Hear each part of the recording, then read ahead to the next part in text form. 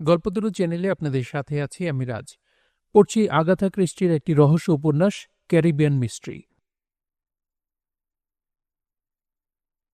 Miss Jane Marple saint Mary বিডের শান্ত গ্রামীণ পরিবেশ ছেড়ে বেড়াতে এসেছেন ক্যারিবিয়ান সাগরের ছোট্ট দ্বীপভূমি ওয়েস্ট ইন্ডিজে।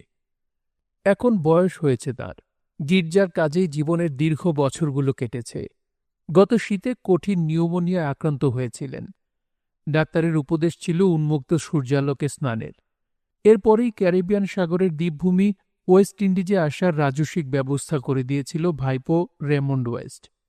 রেমন্ড একজন সফল ঔপন্যাসিক, বই থেকে তার আয়ও যথেষ্ট। কর্তব্যবশে পিসির জীবন আনন্দময় করে তুলতে সে প্রস্তাব করেছিল ওয়েস্ট ইন্ডিজে আসার। গোড়ায় মৃদু আপত্তি প্রকাশ করলেও শেষ পর্যন্ত তিনি সম্মত হয়েছিলেন সেন্ট মেরি মিডের বাড়ি ছেড়ে আসতে। রেমন্ড ব্যবস্থার কোনো ত্রুটি রাখেনি কোনো দিকে। তারই এক বান্ধবীর সঙ্গে আকাশপথে এসেছেন ত্রিনিদাদ পর্যন্ত, তারপর সেখান থেকে সমুদ্র তীরে সেন্ট আন্দ্রোতে গোল্ডেন পাম হোটেলে। এই হোটেলটা আগে চালাতেন স্যান্ডারসনরা। কিছুকাল আগে তারা ইংল্যান্ডে চলে আসেন। তাদের জায়গায় হোটেল চালাচ্ছে কেন্ডেল দম্পতি। রেমন্ডকে তারা নিশ্চিন্ত থাকার আশ্বাস দিয়ে জানিয়েছিল তার পিসির জন্য কোনো ভাবনা তাকে করতে হবে না। এখানে একজন ভালো ডাক্তারও রয়েছেন, দরকার হলেই পাওয়া যাবে। আর তারা নিজেরা তো আছেনই। মলি কেন্ডেল খুব উদ্যমী যুবতী, বয়স 20 ছুঁয়েছে, বেশ হাসি খুশি। মিস মার্পলকে সাদরে অভ্যর্থনা জানিয়ে যথাসময়েই তার জন্য সব রকম আরামের ব্যবস্থা করে দিয়েছে। মলির স্বামী টিম কেন্ডেল অত্যন্ত সদাশয় যুবক, সামান্য কৃশ দেখতে, গায়ের রং গাঢ়। একেবারে নিজের মতো করে একটা চমৎকার বাংলো পেয়েছেন মিস মার্পল। পশ্চিম ভারতীয় মেয়েরা হাসি মুখে আদেশ পালন করতে সবসময় তৈরি। এখানে আসার পর থেকে রোজই তিনি বাংলোর সামনের রাস্তা ধরে সমুদ্রের তীরের এলাকায় একটা চেয়ারে এসে বসেন, স্নানের দৃশ্য দেখেন আর অভ্যস্ত হাতে উল বোনেন। সঙ্গী হিসেবে দু একজন বয়স্ক অতিথিকেও পেয়েছেন। এরা হলেন বৃদ্ধ mister Rafiel, doctor Graham, canon Prescott আর তার বোন। এদের সঙ্গে আছেন মেজর পেলগ্রেভ। একজন বৃদ্ধার পক্ষে উন্মুক্ত সামুদ্রিক পরিবেশ, নিশ্চিত আবাস আর অনর্গল গল্প করার মতো সঙ্গী, এরপর আর কি চাই? অসংখ্য পামের অরণ্যে রোজকার জীবনযাত্রায় দুদিনেই বেশ অভ্যস্ত করে নিয়েছেন তিনি নিজেকে। আপাতত মেজর পেলগ্রেভ সঙ্গ দিচ্ছিলেন মিস মার্পলকে। ভদ্রলোক ঘুরেছেন অনেক, দেখেছেন অনেক, তেমনি নিজের অভিজ্ঞতার গল্প করেনও বেপরোয়াভাবে। ক্যানিয়ায় না গেলে জায়গাটা সম্পর্কে কোনো ধারণাই করা সম্ভব নয়। জীবনের সেরা 14টি বছর আমার কেটেছে সেখানে। এভাবেই স্মৃতিচারণ করে চলেছিলেন মেজর। মিস মার্পলের মতো একজন নীরব শ্রোতা পেয়ে অতীতের আনন্দের দিনগুলোর কথা শুনিয়ে অপার আনন্দ লাভ করছিলেন তিনি। উপজাতিদের বিচিত্র রীতির রং চড়ানো কাহিনী শুনতে শুনতে মিস মার্পল মেজরকে উৎসাহিত করতে বললেন, আপনার অভিজ্ঞতা সত্যি বড় বিচিত্র। অবশ্য এই জায়গাটাও চমৎকার। মেজর পেলগ্রেভ চারিদিকে তাকিয়ে খুশি স্বরে বললেন, হ্যাঁ, সত্যিই চমৎকার। এমন জায়গাতেও নিশ্চয়ই অনেক অদ্ভুত ঘটনা ঘটে থাকে। ঘটে বই কি, শুনবেন নাকি? কবছর আগে একটা খুন হয়েছিল। লোকটির নাম হ্যারি ওয়েস্টার্ন। কাগজে এ নিয়ে কদিন খুব লেখালেখিও হয়েছিল। উলের কাঁটা ঘোরাতে ঘোরাতে উৎসুক চোখে মেজরের দিকে তাকালেন মিস মার্পল। হ্যারি ওয়েস্টার্ন তার স্ত্রীর প্রেমিক কাউন্ট ফেরারিকে গুলি করে হত্যা করেছিল।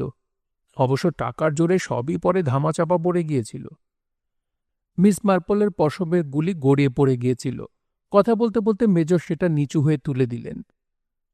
আমিও একবার অদ্ভুত এক ঘটনার সঙ্গে জড়িয়ে পড়েছিলাম, বলতে লাগলেন মেজর। ঠিক নিজে নয়, ক্লাবে আড্ডা দেবার সময় এক ডাক্তার ভদ্রলোক তার জীবনের ঘটনা শুনিয়েছিলেন। স্ত্রীর গলায় দড়ি দিয়েছিল বলে মাঝরাতে এক তরুণ তাকে ডেকে তুলেছিল। তরুণটি স্ত্রীর খুবই অনুগত ছিল। কিছুদিন যাবৎ সে স্ত্রীর আচরণে অদ্ভুত পরিবর্তন লক্ষ্য করছিল। কেমন হতাশার ভাব তাকে জড়িয়ে থাকত সবসময়। ডাক্তার ঠিক সেই সময় পৌঁছে উপযুক্ত ব্যবস্থাটি করায় মেয়েটি সে যাত্রায় বেঁচে গিয়েছিল বটে, কিন্তু 1 মাস পরে ঘুমের বড়ি খেয়ে আত্মহত্যা করেছিল। খুবই দুঃখের ঘটনা, মৃদুস্বরে বললেন মিস মার্পল। খুনের ঘটনা বর্ণনায় মেজরের উৎসাহ লক্ষ্য করে বেশ কৌতূহলী হয়ে উঠেছেন তিনি। এমনি আরও 2-একটা অদ্ভুত ঘটনার বিবরণ শুনিয়ে মেজর একসময় বললেন, আমার এক ডাক্তার বন্ধু একবার তার এক বন্ধুর একটা ফটো বার করে দেখায়। বন্ধুটির নাম রবিনসন না কি যেন ছিল। সে তার বাড়িতেই ছিল। তার বন্ধুটি আবার সবসময় ক্যামেরা কাঁধে নিয়ে ঘুরে বেড়াত। অদ্ভুত কিছু দেখলেই ছবি তুলে নিত। রবিনসনদের সদর দরজার সামনে একটা দুর্লভ হিবিস্কাস গাছ দেখতে পেয়ে একটা ছবি তুলে নেয়। ঠিক যেই মুহূর্তে শাটার টেপে তখনই মহিলার স্বামী সামনের দরজা দিয়ে বেরিয়ে আসছিল। ক্যামেরায় সেও ধরা পড়ে গেল। অবশ্য ছবিটা একটু ফোকাসের বাইরে চলে গিয়েছিল। মেজর বললেন, সেই ছবির একটা কপি আপনাকে আমি দেখাতে পারি। ডাক্তার বন্ধু নিছক আমার কৌতূহল মেটাবার জন্য দিয়ে দেন। ছবিতে ধরা পড়া সেই লোকটি এমন এক খুনের আসামি যে ঘটনার রহস্য আজও সমাধান হয়নি। খুনি নির্বিবাদে ঘুরে বেড়াচ্ছে। মেজর পেলগ্রেভ তার ব্যাগ বের করে হাজারো জিনিসের মধ্যে ফটোর খোঁজ করতে লাগলেন। মিস মার্পল বুঝতে পেরেছিলেন মেজর তার গল্পে যথেষ্ট রং চড়াতে অভ্যস্ত। এ ধরনের লোকেরা যতবার গল্প শোনায় ততবারই তাতে নতুন করে পোলেস্তারা পড়ে। সব ঘটনা প্রায় ভুলেই গেছি। মহিলা বেশ সুন্দরী ছিলেন, কিন্তু কোথায় যেন। এই তো। বলতে বলতে ব্যাগের ভেতর থেকে একটা ছোট্ট ফটো টেনে বার করলেন। একজন খুনির ছবি এটা। ছবিটা মিস মার্পলের হাতে চালান করবার মুহূর্তে পায়ের শব্দ পেয়ে মিস মার্পলের ডান কাঁধের ওপর দিয়ে দৃষ্টি ফেললেন তিনি। যাচ্ছে তাই, গোল্লায় যাক। বিরক্ত হয়ে হাত গুটিয়ে নিলেন মেজর। সবকিছু আবার মানিব্যাগের মধ্যে ঢুকিয়ে ফেলেন এবং প্রসঙ্গ সম্পূর্ণ পাল্টে হাতির দাঁতের গল্প করতে শুরু করলেন। পরক্ষণে বলে উঠলেন, হ্যালো। মেজরের কণ্ঠ কেমন কৃত্রিম বলে বোধ হতে লাগল মিস মার্পলের। এগিয়ে আসা পদশব্দের দিকে তাকিয়ে মেজর বললেন, দেখুন কারা এসেছেন। বিখ্যাত ব্যক্তিবর্গ, পুষ্প ও প্রাণী সংগ্রাহক। মিস মার্পল এগিয়ে আসা চার অতিথিকে আগেই দেখেছিলেন। বিরাট চেহারার এক ঝাঁক খাড়া ধূসর চুলের মানুষটির নাম গ্রেগ ডাইসন, আর স্বর্ণকেশী স্ত্রীলোকটি তার স্ত্রী লাকি ডাইসন। অন্য দম্পতির একজন কৃষক চেহারার মানুষ। তিনি কর্নেল এডওয়ার্ড হিলিংডন আর তার স্ত্রী ইভিলিন হিলিংডন। প্রথম দম্পতি প্রকৃতিবিদ, দ্বিতীয় পাখি সম্পর্কে খুব আগ্রহী। মেজর মিস মার্পলের সঙ্গে সকলের আলাপ করিয়ে দিলেন। সকলেই তাকে শুভেচ্ছা জানালেন। ইভিলিন হিলিংডন মিস মার্পলের পাশে বসে তার সঙ্গে গল্প করতে শুরু করলেন। মিস মার্পল ঘাড়ের ব্যথায় কষ্ট পাচ্ছেন, তবু আস্তে আস্তে ঘাড় ঘুরিয়ে তাকালেন। তার চোখে পড়ল বেশ একটু দূরে ধনকুবের মিস্টার রাফায়েলের বিরাট বাংলোটা, কিন্তু মানুষজন কাউকে দেখা গেল না সেখানে। ইভিলিনের গল্প শুনতে শুনতে মিস মার্পল অন্যমনস্কভাবে হলেও যথাযথ সায় দিয়ে যাচ্ছিলেন। পুরুষ দুজনকে খুঁটিয়ে দেখতে ব্যস্ত ছিল তাঁর চোখ। এডওয়ার্ড হিলিংডন শান্ত সুদর্শন, বেশ ভালো মানুষ বলেই মনে হয়। আর গ্রেগ ডাইসনের বিরাট চেহারা, বেশ হাসিখুশি প্রাণোচ্ছল। এরপরে মেজরের দিকে দৃষ্টি ফেরালেন তিনি। গোল্ডেন পাম হোটেলের সন্ধ্যা। কোণের দিকে একটা চেয়ারে বসেছিলেন মিস মার্পল। প্রকাণ্ড ডাইনিং রুমটার 3 দিক খোলা। ভেতরে হাওয়ায় ভাসছিল বেশ মিষ্টি গন্ধ। টেবিলে টেবিলে ছড়িয়ে পড়েছে হালকা রঙিন আলো। আনন্দমুখর এই সন্ধ্যায় বেশিরভাগ মহিলারই দেহে রঙিন সান্ধ্য পোশাক। হলের আলোয় প্রকট হয়ে উঠেছে তাদের বাদামি কাঁধ আর পেলো ভাত। নানা বয়সের মানুষ চারপাশে। প্রৌঢ়ধনীদের দেখা যাচ্ছিল। তাদের সঙ্গিনীরা তৃতীয় বা চতুর্থ ঘরণী। মধ্যবয়স্ক অনেক দম্পতি এসেছিল উত্তর ইংল্যান্ড থেকে। সন্তানসহ হাসি খুশি এক দম্পতি এসেছেন কারাকাস থেকে। দক্ষিণ আমেরিকার নানা রাজ্যের মানুষও কিছু কম ছিল না। সকলের মুখের নানান ভাষার শব্দ মিলেমিশে এক বিচিত্র গুঞ্জন ধ্বনি তৈরি হয়েছে হলে। আরও ছিলেন 2 ইংরেজ যাজক, একজন ডাক্তার আর একজন অবসরপ্রাপ্ত বিচারক। একপাশে এক চীনা পরিবারকেও চোখে পড়ছিল। দীর্ঘাঙ্গী কালো স্থানীয় যুবতীরা নিপুণ হাতে খাদ্য পরিবেশন করছিল।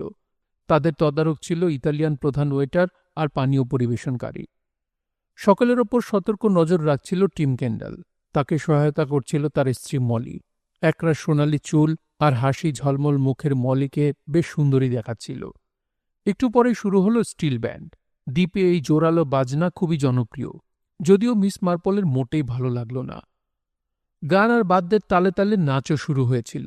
মিস মার্পল লক্ষ্য করলেন এ নাচে ব্যায়ামের ধাঁচে অদ্ভুতভাবে সারা শরীর বেঁকে যায়। তরুণ তরুণীরা বেশ উপভোগ করছে। কাছেই টেবিলে বসেছিলেন গোলগাল চেহারার ক্যানন প্রেসকট আর তার বোন। কেমন ভয় জাগানো মুখভাব মহিলার, চেহারাও কৃশ। মিস প্রেসকট সারাদিন ধরে কোথায় কোথায় ঘুরেছেন সেই বিবরণ শোনাতে লাগলেন মিস মার্পলকে। এরা 2 ভাই বোন বেশ কিছুদিন গোল্ডেন পাম হোটেলে রয়েছেন। কফি পানের ফাঁকে অতিথিদের সম্পর্কে নানা কথা বলতে লাগলেন।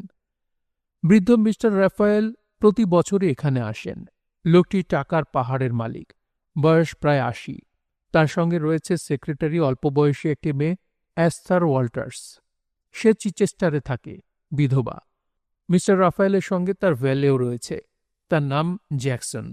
পক্ষাঘাতগ্রস্ত মিস্টার রাফায়েলের অঙ্গ সংবহন করে সে একজন নার্সের মতোই।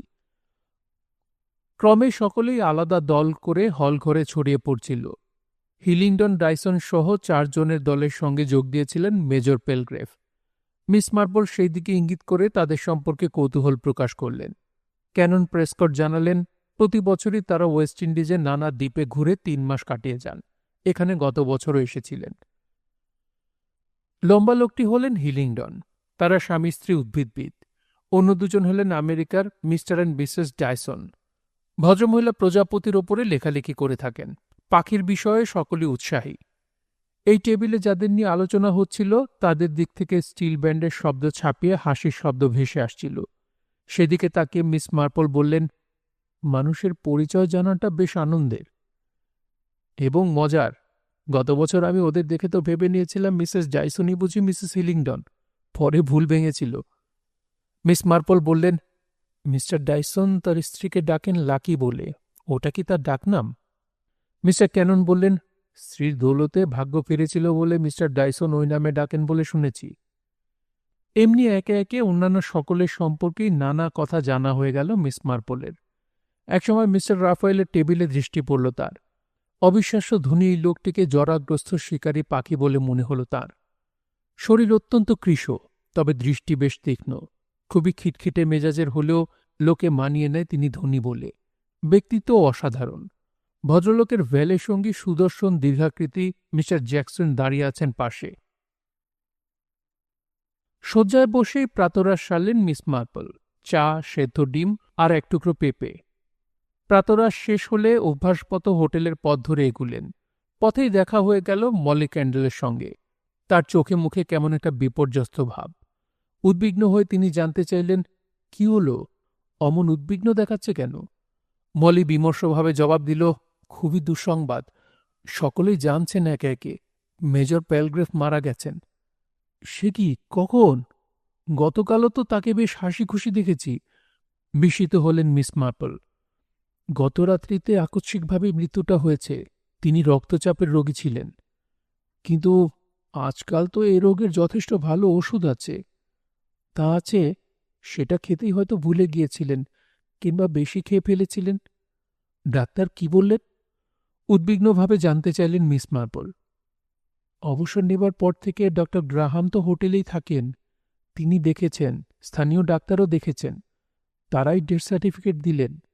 তাঁদের অভিমত উচ্চ রক্তচাপ থাকলে এরকম হতে পারে। তার উপর গতরাতে মদের পরিমাণটা একটু বেশি হয়ে গিয়েছিল। একটু থেমে মলি আবার বলল, কিন্তু আমাদের কাছে ঘটনাটা মস্ত বড় আঘাত। হোটেলের খাবার সম্বন্ধে লোকের মনে সন্দেহ দেখা দিতে পারে। কিন্তু খাদ্যে বিষক্রিয়া আর উচ্চ রক্তচাপের লক্ষণ তো আলাদা। এগিয়ে চলতে চলতে বললেন মিস মার্পল। তার মনে পড়ল গতকালই হিলিংডন আর ডাইসনদের সঙ্গে বেশ হাসি খুশি মেজাজে ছিলেন। কথাটা মনে হতেই তিনি গতি পাল্টে সমুদ্র তীরে না গিয়ে বারান্দার ছায়া এসে বসলেন। হাতের উলের কাঁটা খুব দ্রুত চলছিল। আকস্মিক দুঃসংবাদটা তাকে খুবই ছন্দহারা করে তুলেছিল। গতকালই মেজর পেলগ্রেভ কেনিয়ার কথা, ভারতের কথা, উত্তর পশ্চিম সীমান্ত, তারপর খুনের ঘটনা, অনেক কিছুই সোৎসাহে শুনিয়েছিলেন। পশমের গুলি পড়ে গেলে মেজরটা তুলে দিয়ে সেই খুনির ফটোর কথাটা বলেছিলেন। তেমন আগ্রহ নিয়ে তখন শুনতে চাননি তিনি। কোন ক্লাবে তার ডাক্তার বন্ধু শুনেছিলেন তার এক ডাক্তার বন্ধুর কাছে। একজন ডাক্তার ছবি তুলেছিলেন সেই খুনি যখন সদর দরজা দিয়ে বেরিয়ে আসছিল। বিশেষ করে এই ঘটনায় ঘুরে ফিরে মনে আসতে লাগল মিস মার্পলের। ফটোটা দেখাবেন বলে মেজর পকেট ব্যাগ বার করেছিলেন।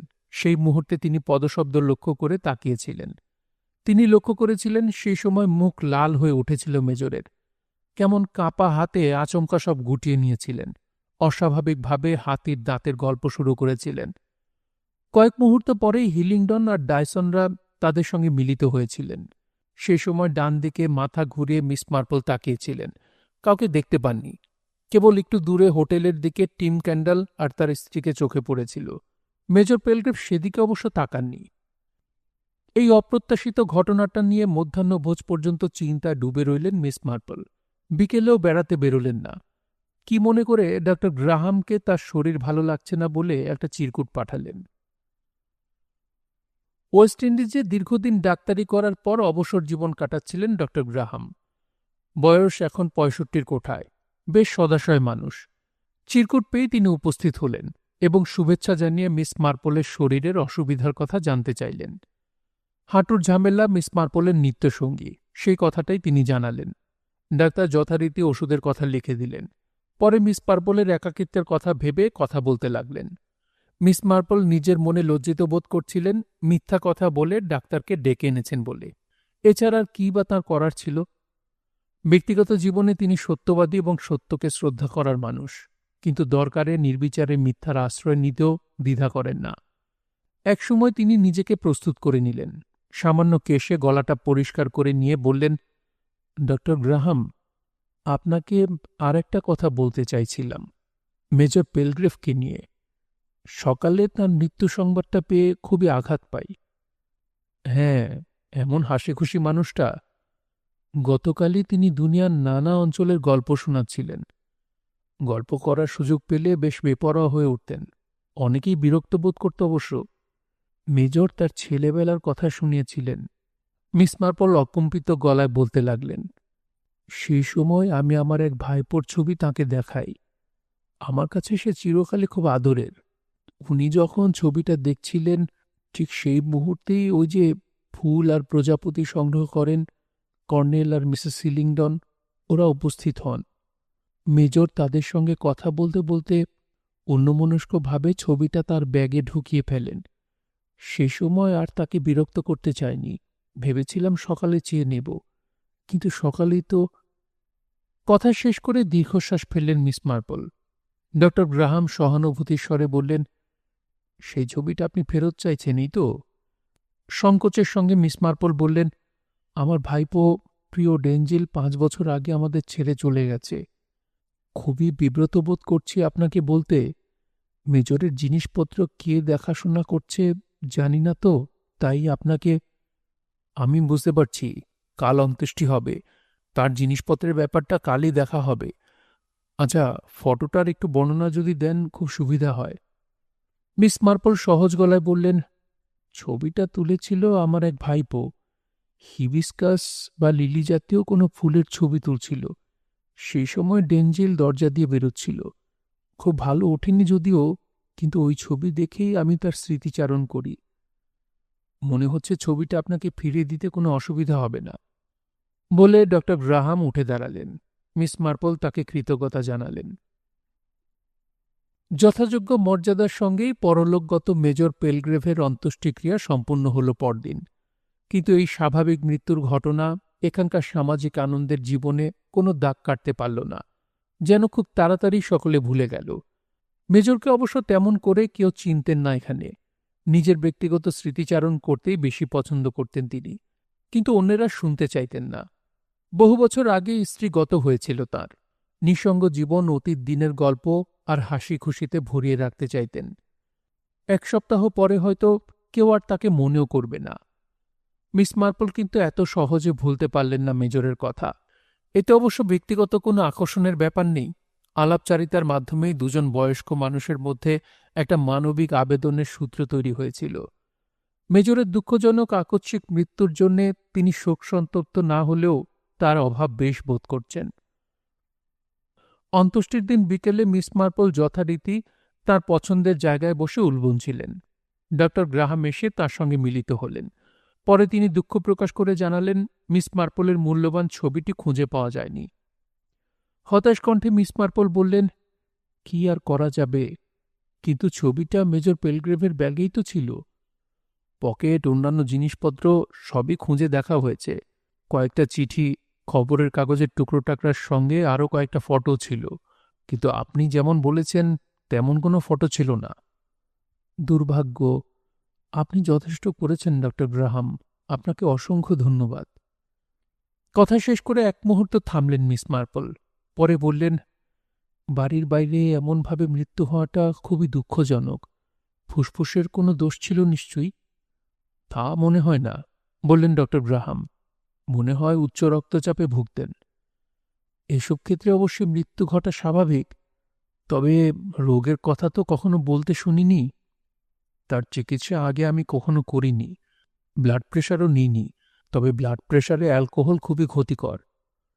এই জন্য তো শুনেছি ট্যাবলেট খেতে হয়। হ্যাঁ, ওর ঘরেও সেরেনাইটের একটা শিশি ছিল। আজকাল বিজ্ঞান নানা দিকেই কত উন্নতি করেছে। আচ্ছা, বলছেন মেজরের পকেটে কোনো ছবি ছিল না? আপনার বর্ণনা মতো আপনার ভাইপোর ছবি ছিল না, মেজরের নিজের কিছু ছবি ছিল। এরপর মিস মার্পলের হাঁটুর খোঁজখবর নিয়ে ডক্টর গ্রাহাম বিদায় নেন। মিস মার্পলের মুখে গভীর চিন্তার ছাপ পড়ে। তিনি উদাসভাবে পাম সারি আর সুনীল সমুদ্রের দিকে তাকিয়ে থাকেন। একটা সন্দেহের নিরসন হয়েছে। এবারে যা জেনেছেন তা নিয়ে তাকে ভাবতে হবে। তার সামনেই ছবিটা মেজর পকেট ব্যাগে রেখেছিলেন, অথচ তার মৃত্যুর পর সেই ছবিটাই পাওয়া গেল না। যে ছবি এত যত্ন করে রেখে দিয়েছেন, মেজর যে সেটা ফেলে দিতে পারেন না তা সহজেই অনুমান করা চলে। ছবিটা তার মৃত্যুর পরেও ব্যাগেই থাকা উচিত ছিল। টাকা চুরি হতে পারে, কিন্তু বিশেষ উদ্দেশ্য না থাকলে কোনো ফটো কেউ চুরি করবে না। যত চিন্তার গভীরে প্রবেশ করছিলেন, মিস মার্পলের মুখ ততই গম্ভীর হচ্ছিল। একটা সিদ্ধান্ত তাকে নিতেই হবে। রহস্যের গন্ধ নাকে লেগেছে। একেবারেই আকস্মিকভাবে মৃত্যুটা ঘটেছে। ডাক্তারদের মতো অত সরলভাবে মেনে নেওয়া তার পক্ষে সম্ভব নয়। যদি মেজর অসুস্থ বোধ করেই থাকেন, উচ্চ রক্তচাপের ট্যাবলেট তো তার ঘরেই ছিল, সেটা কেন খাননি? আর যদি রক্তচাপের ব্যাপারটা বানানো হয় আর মেজরের পকেট থেকে ছবিটা সরিয়ে ফেলে থাকে কেউ, তবে নিঃসন্দেহে সেই ব্যক্তির পক্ষেই ওষুধের শিশি তার ঘরে রেখে দেওয়া সম্ভব। তবে মিস মার্পল নিজে কখনো মেজরকে ওষুধ খেতে দেখেননি। উচ্চ রক্তচাপের কথাও কখনো তিনি বলেননি। তবে তার মনে পড়ছে মেজরের উচ্চ রক্তচাপের কথাটা কেউ যেন তাকে শুনিয়েছিল, কিন্তু কে বলেছিল মনে করতে পারছেন না। মিস মার্পল ধীরে ধীরে একেবারে গোড়ায় ফিরে গেলেন। খুন আর খুনিদের নিয়ে মেজর যে গল্প করেছিলেন সেটাই পর্যালোচনা করতে শুরু করলেন। পরদিন ভোরে ঘুম থেকে উঠেই মিস মার্পল সিদ্ধান্ত নিলেন খুনের ঘটনার সন্দেহ নিরসন করবার জন্য খোঁজখবর নেবেন তিনি। এতে হয়তো উপযাজক হয়ে তাকে একটু বেশি কথা বলতে হবে। তবে বৃদ্ধাদের বেশি কথা বলাটা সকলেই প্রায় মেনে নেয়, সেই সুযোগই নিতে হবে। কথাবার্তা আলোচনা চালিয়ে তাকে কিছু মানুষ সম্পর্কে খোঁজখবর নিতে হবে। মিস মার্পলের চিন্তা ঘিরে এমনই কয়জন মানুষের মুখ পর্যায়ক্রমে ভেসে বেড়াচ্ছিল। মেজর যদি খুন হয়ে থাকেন, তাহলে তিনি তার জীবনের কোনো গোপন রহস্যের জন্যে কিংবা অর্থের জন্যে অথবা প্রতিশোধের জন্য খুন হননি। মিস মার্পলের ধারণা মেজর বেশি কথা বলতেন, অনেক কথা সকলকে জানাতেন। এটাই খুনের মুখ্য উদ্দেশ্য। ডক্টর গ্রাহামের কাছ থেকে বেশ গুরুত্বপূর্ণ একটা খবর জানতে পেরেছেন তিনি। নিজেরই বেশ কিছু ছবি, পোলো খেলার পোশাকের, বাঘ শিকারীর পোশাকের এমনই ধরনের মেজরের ওয়ালেটে ছিল। এসব ছবি রেখে দেওয়ার কি কোনো উদ্দেশ্য ছিল? মেজর হয়তো ওসব ছবি দেখিয়ে ঘটনার বর্ণনা শুনিয়ে আত্মপ্রসাদ লাভ করতেন। সন্দেহভাজন খুনি হয়তো তাতেই আতঙ্কগ্রস্ত হয়ে পড়েছিল। ভবিষ্যতে তার ফটো দেখিয়েও কোনো কাহিনী জন্ম নেবার সম্ভাবনা ছিল। মিস মার্পলের মনে পড়ল, খুনের ঘটনার প্রসঙ্গে বলতে গিয়ে পকেট থেকে ব্যাগ বার করে মেজর বলেছিলেন, লোকটাকে দেখে খুনি বলে মনে হয় কিনা বলুন তো। তিনি বুঝতে পারছেন এভাবে সকলকে বলে বেড়ানো তার স্বভাবে দাঁড়িয়ে গিয়েছিল। খুনির কাহিনীর সঙ্গে অনিবার্যভাবে ছবিটাও নিশ্চয়ই প্রদর্শিত হতো। খুনের গল্প বেশ উৎসাহের সঙ্গেই বলতে লক্ষ্য করেছেন তিনি। সম্ভবত এখানে গল্প নিশ্চয়ই তিনি আগেও কাউকে শুনিয়ে থাকবেন, হয়তো কয়েকজনকেই। তাহলে কাহিনীর বর্ণনার সঙ্গে ছবির খুনিরও একটা চেহারার আভাস কারো কাছ থেকে নিশ্চয়ই পাওয়া যেতে পারে। হ্যাঁ, এটাই ঠিক পথ, ভাবলেন মিস মার্পল। এভাবেই শুরু করবেন তিনি। তার মনে সন্দেহভাজন ব্যক্তিদের কথা মনে করতে গিয়ে মিস মার্পলের স্মরণে এলো মেজর যেভাবে খুনির বর্ণনা করেছিলেন, তাতে বোঝা যায় সে একজন পুরুষ। কিন্তু এখানে পুরুষ দুজন, কর্নেল হিলিংটন এবং মিস্টার ডাইসন। আপাত দৃষ্টিতে এদের কাউকেই খুনি ভাবা যায় না। তবে বাইরের চেহারাটাই তো মানুষের সব নয়। কিন্তু আর কেউ কি থাকা সম্ভব? আশপাশে তো সেই মুহূর্তে মাথা ঘুরিয়ে আর কাউকে চোখে পড়েনি। কেবল মিস্টার রাফায়েলের বাংলোটা চোখে পড়েছিল। কেউ বাংলো থেকে বেরিয়ে এসে আবার ভেতরে চলে যায়নি তো? মিস মার্পল ভাবলেন, যদি সত্যি এমন হয়, তাহলে নির্ঘাত সেই লোক ধনকুবেরের সেই সঙ্গী জ্যাকসন। ছবির বিষয়ের মতোই কি সেও দরজা দিয়ে বাইরে আসছে? আর সেই সময় নজরে পড়ে গিয়েছিল মেজরের, এবং তিনি চিনতে পেরেছিলেন। দেখবার জন্য ফটোটা হাতে নিয়ে মেজর মিস মার্পলের ডান কাঁধের ওপর দিয়ে তাকিয়েছিলেন। তখনই কি তিনি দরজা দিয়ে ছবির সেই খুনিকে বাইরে আসতে দেখে সতর্ক হয়ে গিয়েছিলেন? রাতে শুতে যাবার আগে মিস মার্পল তার আগামীকালের কাজের তালিকা করলেন এভাবে: হিলিংডনদের, ডাইসনদের এবং আর্থার জ্যাকসন সম্পর্কে খোঁজখবর নিতে হবে। মাঝরাতে ডক্টর গ্রাহামের বরাবরই ঘুম ভেঙে যায়, পরে আবার ঘুমিয়ে পড়েন। আজ রাতে ঘুম ভাঙতেই কেমন একটা অস্বস্তি বোধ করলেন তিনি। অস্বস্তিটা কি কারণে ঠিক বুঝতে পারলেন না, কিন্তু এমন উদ্বেগের ভাব বহুকাল তার হয়নি। সহসা তার মনে হল মেজরের মৃত্যু সম্পর্কে সবকি ঠিকঠাক আছে, কিন্তু তিনি তো ব্যাপারটা মেনে নিয়েছিলেন। মেজরের ঘরে সেরেনাইড ট্যাবলেটের শিশি পাওয়া গিয়েছিল, আর মেজর নিজেও তার ব্লাড প্রেশারের কথা সবাইকে বলেছিলেন। না, মেজরের মৃত্যুর মধ্যে কোনো রহস্য লুকিয়ে থাকা সম্ভব নয়। নিশ্চিত হয়ে পাশ ফিরে ঘুমিয়ে পড়লেন ডক্টর গ্রাহাম। জায়গাটা হোটেলের চৌহদ্দির বাইরে খাড়ির পাশে। এখানে এলোমেলোভাবে গড়ে উঠেছে ছোট ছোট কিছু কুটির। তাদেরই একটির ভেতর নিজের বিছানায় উঠে বসেছে ভিক্টোরিয়া জনসন। এই অনরের অন্যতম দ্রষ্টব্য বলা যায় ভিক্টোরিয়াকে। তাকে দেখলে কোষ্ঠী পাথরে গড়া একটি অপূর্ব ভাস্কর্য বলেই ভুল হয় সকলের। পাশে নিদ্রিত ছিল ভিক্টোরিয়ার সঙ্গী। কোকড়ানো চুলে হাত বোলাতে বোলাতে সে তাকে ধাক্কা দিয়ে জাগিয়ে তুলল। এই, ওঠো শিগগির। কি হলো, এখনো রাত শেষ হয়নি? ঘুম জড়ানো গলায় বিশাল দেহী পুরুষটি বলে উঠল। তার সাদা দাঁতের শাড়ি যেন অন্ধকারে ঝিঁকিয়ে উঠল। কি বলছিস? যে মেজর লোকটা মারা গেছে, সেই ব্যাপারটা আমার ভালো লাগছে না। কোথাও একটা যেন গোলমাল আছে। বুড়ো মারা গেছে, এ নিয়ে তুই এত ভাবছিস কেন? পিলগুলোর কথা যে ভুলতে পারছি না। বেশি করে খেয়ে ফেলেছিলেন হয়তো। ভিক্টোরিয়া রীতিমতো হাঁপাচ্ছিল।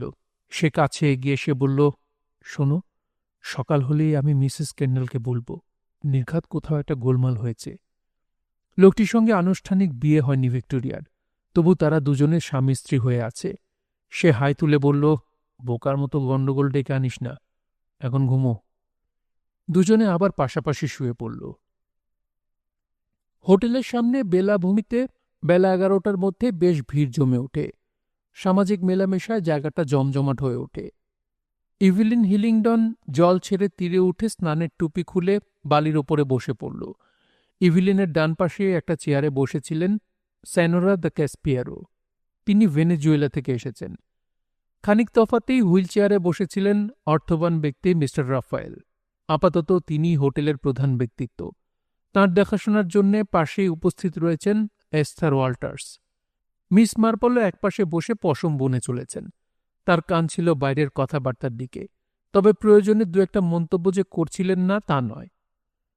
ইভিলিন হিলিংডন মাঝে মাঝে কৌতূহলী চোখে তাকাচ্ছিল মিস মার্পলের দিকে। একসময় ইভিলিনকে উদ্দেশ্য করে মিস মার্পল বললেন, এমন একটা চমৎকার জায়গায় আসবো আগে কখনো ভাবিনি। এখানে তো আপনি আগেও এসেছেন, তাই না মিসেস হিলিংডন? বার দুয়েক এসেছিলাম। নিশ্চয়ই প্রজাপতি আর ফুলের নেশায়। সঙ্গে আপনার বন্ধুরাও ছিলেন নিশ্চয়ই। হ্যাঁ, স্রেফ বন্ধু, কয়েক বছর একসঙ্গেই ঘোরাঘুরি করছি। এভাবে শুরু করা কথা একসময় মেজর পেলগ্রেভের প্রসঙ্গে চলে এলো। দেখা গেল তার ব্লাড প্রেশার সম্পর্কে দুরকম ধারণা প্রচারিত, হ্যাঁ এবং না। মিস্টার রাফায়েল তো জোর দিয়েই বললেন, তিনি নিজে আমাকে বলেছিলেন ওরকম অসুবিধা তার ছিল না। বয়স অনুপাতে তার রক্তচাপ খুবই ভালো ছিল। মিস মার্পল বললেন, শুনেছি তিনি সেরেনাইড না কি একটা ওষুধ খেতেন। মিস্টার রাফায়েল বললেন, প্রত্যেকেরই নিজের রোগ ভোগের বিষয়ে সচেতন থাকা উচিত। বেলা 12টা বেজে গিয়েছিল। মিসেস এস্থার ওয়াল্টার্সের সাহায্য নিয়ে মিস্টার রাফায়েল উঠে দাঁড়ালেন। তার স্নানের সময় হয়ে গিয়েছিল। দুজনে সমুদ্রের দিকে অগ্রসর হলেন। সেনোরা দ্য ক্যাসপিয়ারোকে উদ্দেশ্য করে মিস মার্পল বললেন, মিসেস ডাইসন কোথায়? তাকে তো দেখতে পাচ্ছি না।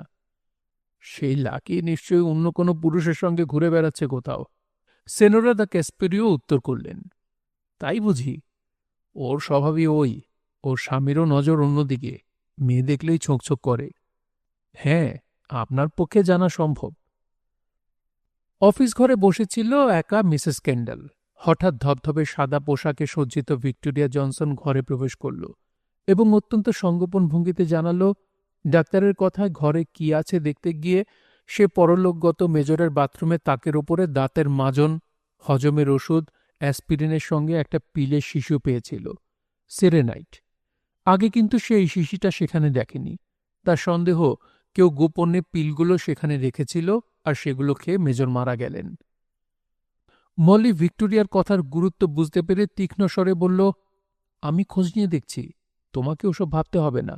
দয়া করে এ ধরনের বাজে গুজব ছড়িয়ে বেরিও না, তাতে আমাদের হোটেলের ক্ষতি হবে। ভিক্টোরিয়া চলে গেলে মলি চিন্তিতভাবে কথাটা টিমকে জানাল, কিন্তু সে ব্যাপারটাকে বিশেষ গুরুত্ব দিল না। তবে বলল ডক্টর গ্রাহামের কাছে গেলেই ব্যাপারটা পরিষ্কার জানা যাবে। রোজ ঘর সাফাই করতে বলে ঘরের জিনিসপত্র কোথায় কোনটা আছে ভিক্টোরিয়ার মনে গেঁথে গিয়েছিল। মেজরের মারা যাবার পরদিনের আগে সে বাথরুমের তাকে সেরেনাইটের শিশি কখনো দেখেনি। তার বিশ্বাস নিশ্চয়ই কেউ বিষের বড়ির শিশি সেখানে রেখে গিয়েছিল। কেন্ডাল দম্পতি এসব কথাই ডক্টর গ্রাহামকে জানান। তিনি ব্যাপারটা যাচাই করবার জন্য তখনই ভিক্টোরিয়াকে ডেকে পাঠালেন। ভিক্টোরিয়া এসে বেশ জোরের সঙ্গে একই কথা শোনাল ডাক্তারকে। ব্যাপারটা একেবারে যেন তার মাথায় গেঁথে গিয়েছিল। ডাক্তার বললেন, ওটা বিষ নয় মেয়ে, খুব ভালো আর দরকারি ওষুধ। অসুখ থাকলে ওই ওষুধ মানুষকে খেতে হয়। তুমি মিছেই ভেবে হয়রান হচ্ছ। বাঁচালেন আপনি আমাকে। ডাক্তারের দিকে তাকিয়ে হাসতে লাগল ভিক্টোরিয়া। স্থানীয় মেয়েটি চলে গেলে ডাক্তার গ্রাহামের মনে রাতের অস্বস্তিটা আবার মাথা চাড়া দিয়ে উঠল। তার মনের চাপটা যেন হঠাৎই বেড়ে গেল। মিস্টার রাফায়েলের সেক্রেটারি এস্থার ওয়াল্টার্স খুব সুন্দরী না হলেও যথেষ্ট আকর্ষণীয়। সেদিন বিকেলে তার সঙ্গে বসে গল্প করছেন মিস মার্বল। মেয়েটিকে একটু যাচাই করা তার উদ্দেশ্য। কথার ফাঁকে মিস মার্বল ওয়াল্টার্সের প্রসঙ্গ তুললেন। ও খুবই কাজের লোক, অঙ্গসংবাহক হিসেবেও যথেষ্ট দক্ষ, বলল মিস ওয়াল্টার্স। মনে হয় অনেকদিন আছে মিস্টার রাফায়েলের কাছে, জানতে চাইলেন মিস মার্বল। খুব বেশি দিন নয়, ৮-৯ মাস হবে। বিবাহিত নিশ্চয়ই? মনে হয় না, বেশ সুদর্শন যুবক। আমারও তাই মনে হয়। খুবই নিরাসক্তভাবে জবাব দিল এস্থার ওয়াল্টার্স। মিস মার্পলের মনে হল স্বামীহারা বলেই হয়তো এমন মানসিকতা হয়েছে। আপনি কি মিস্টার রাফায়েলের কাছে অনেকদিন কাজ করছেন? বছর ৫ হবে। স্বামী মারা যাবার পর মেয়েটির জন্য একটা কাজের দরকার হয়ে পড়েছিল। দৃষ্টিতে খানিকটা কৌতুক, খানিকটা সহানুভূতির আভাস ফুটিয়ে মিস মার্পল বললেন, মিস্টার রাফায়েলের কাজ করা খুবই কঠিন, তাই না? কঠিন ঠিক নয়, বুঝে চলতে হয়। মাঝে মাঝে পরস্পর বিরোধী কথা বলে নেই যা। মনে হয় খুব অল্পেই কোনো মানুষ সম্পর্কে বিরূপ ধারণা করে ফেলেন। তবে আমি ভালোই মানিয়ে চলতে পারছি। মিস্টার জ্যাকসনকেও খুব বাধ্য বলে মনে হয়। ও খুব কৌশলী আর যথেষ্ট বুদ্ধিমান। এমনই কথাবার্তার ফাঁকে নানা প্রসঙ্গ উত্থাপন করে মিস মার্পল একসময় চলে এলেন 4 প্রকৃতিপ্রেমী ডাইসন আর হিলিংডনদের বিষয়ে। এস্থার ওয়াল্টার্স বলল, ওরা 4 বছর ধরে এখানে আসছেন। তবে গ্রেগরি ডাইসন অনেকবার এসেছেন। সম্ভবত প্রথম স্ত্রীর সঙ্গে প্রথম এসেছিলেন। তার শরীর তখন ভালো ছিল না। তিনি কি মারা যান, না বিবাহ বিচ্ছেদ? খুব সম্ভব এদেশে ওয়েস্ট ইন্ডিজের কোনো দ্বীপে মারা যান। মনে হয় কোনো গোলমাল ঘটেছিল। তবে স্ত্রী সম্পর্কে উনি কিছু বলতে চান না। সবই অবশ্য আমার শোনা কথা। ও আচ্ছা, তারপরে বুঝি লাকি নামের মহিলাকে বিয়ে করেন? নামটা খুব অদ্ভুত। শুনেছি আগের স্ত্রী বর্তমান স্ত্রীর আত্মীয়া। হিলিংডনের সঙ্গে ওদের পরিচয় বোধহয় অনেক দিনের।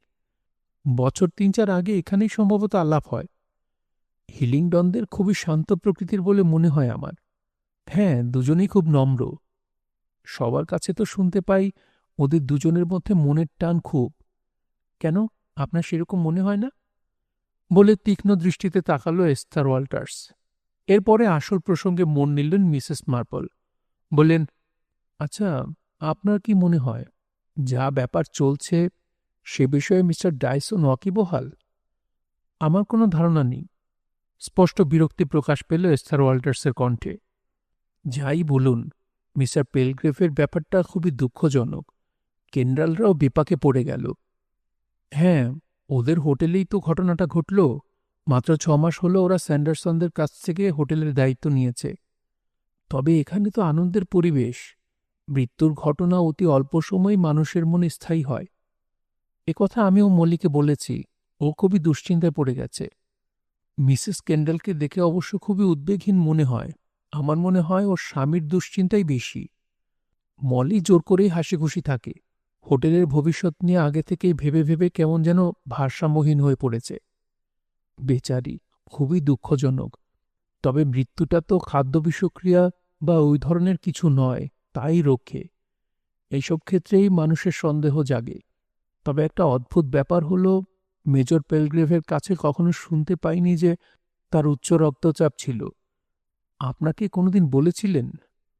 কেউ হয়তো মিস্টার রাফায়েলকে বলে থাকতে পারে, তবে মিস্টার রাফায়েল আবার উল্টো কথা বলেন।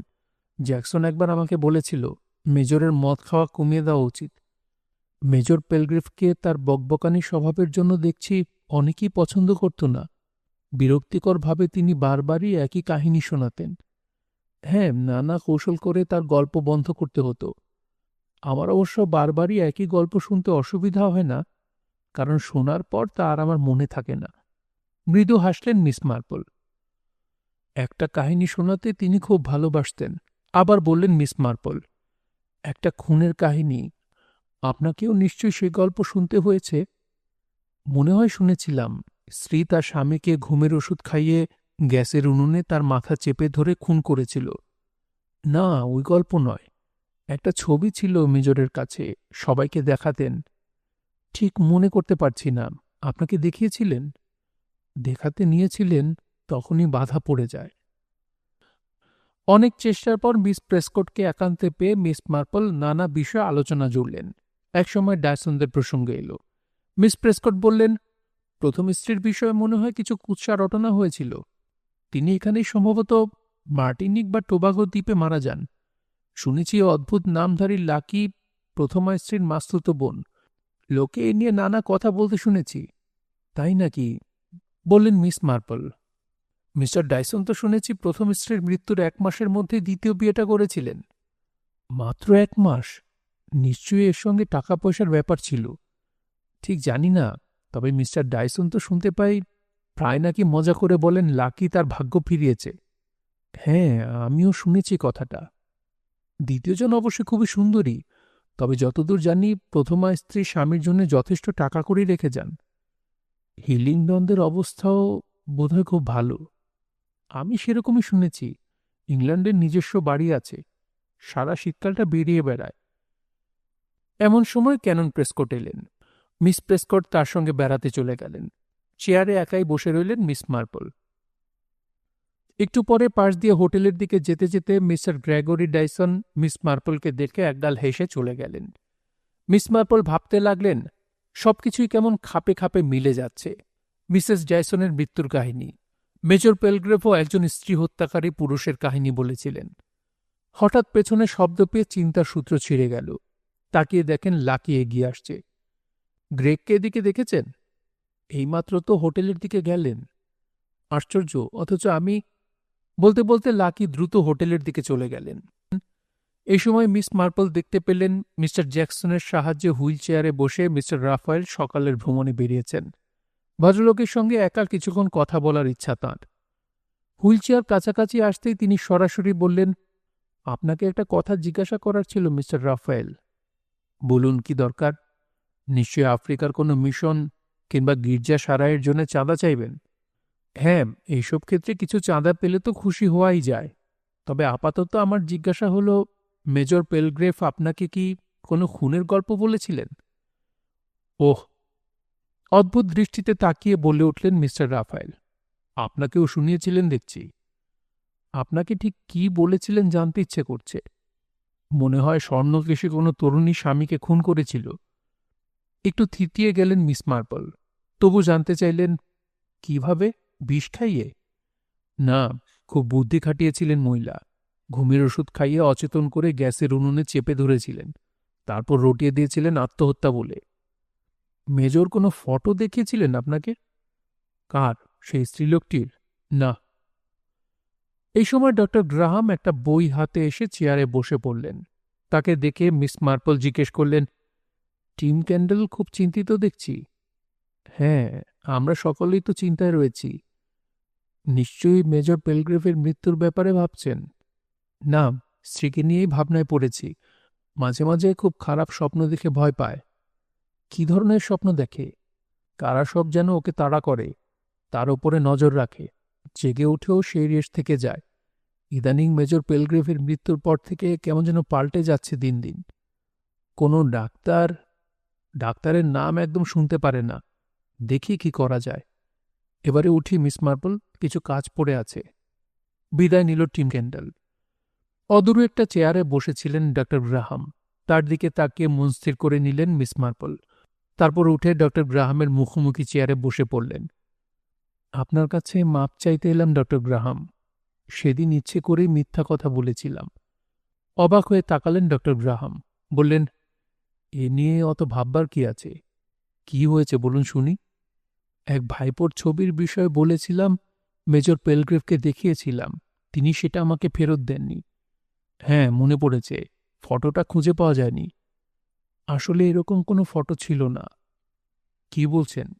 তাহলে বলেছিলেন কেন? এরপর মিস মার্পল সব কথা খুলে বললেন। মেজর পেলগ্রিভের খুনের কাহিনী, একটা ফটো বার করা, তারপর কিভাবে দেখাতে গিয়ে ব্যর্থ হন। সবশেষে দুঃখ প্রকাশ করে বলেন, আমার কাছে মনে হয়েছিল মিথ্যা কিছু বললে হয়তো ফটোটা দেখা সম্ভব হতে পারে। কোনো খুনির ফটো আপনাকে মেজর দেখাতে চেয়েছিলেন? হ্যাঁ, ওরকম বলেছিলেন তিনি। আশ্চর্য ব্যাপার হলো, তার পরদিনই তিনি মারা যান, আর ফটোটাও অদৃশ্য হয়। ডক্টর গ্রাহাম অদ্ভুত দৃষ্টিতে মিস মার্পলের দিকে তাকালেন। মিস মার্পল ক্ষমা চাওয়ার ভঙ্গিতে বললেন, এখন আপনি আমার কথা নিশ্চয়ই অবিশ্বাস করবেন না। আমি পরে স্থির করি, সব কথা আপনাকে বললে হয়তো কোনো ব্যবস্থা গ্রহণ করতে পারবেন। শুনছিলেন আগাথা ক্রিস্টির উপন্যাস ক্যারিবিয়ান মিস্ট্রি। পড়ছিলাম এর প্রথম পর্ব। উপন্যাসটি আপনাদের কাছে কেমন লাগছে অবশ্যই কমেন্ট করে জানাবেন। ভালো লাগলে একটি লাইক করবেন, চাইলে শেয়ার করতে পারেন। সবাই ভালো থাকবেন, সুস্থ থাকবেন এবং গল্পতরুর সঙ্গী থাকবেন। ধন্যবাদ।